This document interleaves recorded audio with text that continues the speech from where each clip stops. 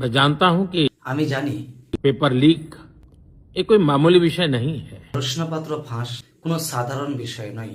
लाखों विद्यार्थी और उनके अभिभावकों के लिए बहुत ही पीड़ादायक है।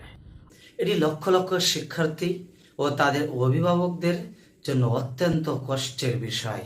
2.5 महीनों में अनेक विध कदम उठाए गए, गुनहगारों को पकड़ा गया है, वे जेल में पड़े हैं।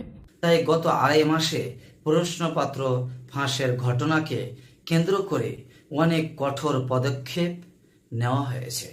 দোষীদের গ্রেফতার করে এবং তারা এখন জেলে রয়েছে। हमारा सबसे महत्वपूर्ण जिम्मा था कि विद्यार्थियों का एक वर्ष बर्बाद न हो।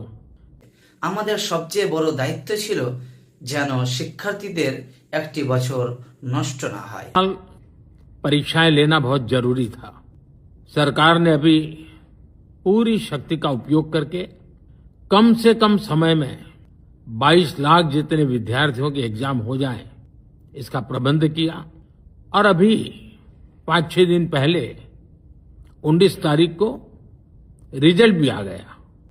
তাই দ্রুত পরীক্ষা নেওয়া খুব জরুরি ছিল।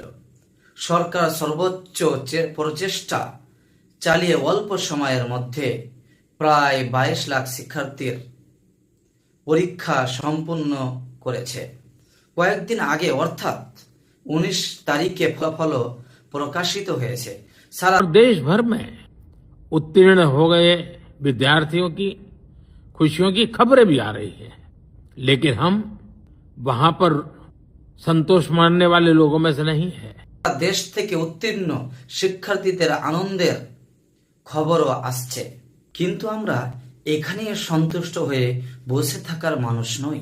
और इसलिए मैंने आज फास्ट ट्रैक कोर्ट के लिए विभागों को निर्देश दिए थे। आज विभागों ने लगातार मेहनत करके देर रात मुझे मुसद्दा भी दे दिया। फास्ट ट्रैक कोर्ट और कठोर सजा के प्रावधान के साथ का ये मुसद्दा कल कैबिनेट में चर्चा होगी। कैबिनेट के साथियों के सुझाव के बाद उसका अंतिम रूप दिया जाएगा।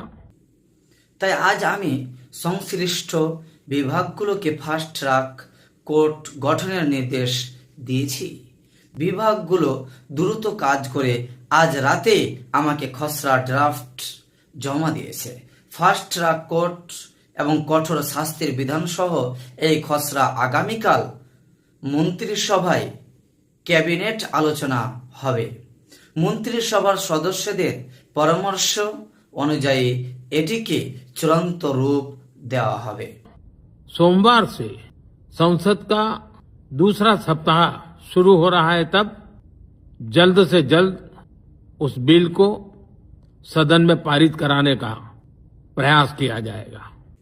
এরপর সোমবার থেকে সংসদের দ্বিতীয় সপ্তাহ শুরু হলে যত দ্রুত সম্ভব এই বিল সংসদে পাশ করানোর চেষ্টা করা হবে। এই কথাটি মোদি বলছেন।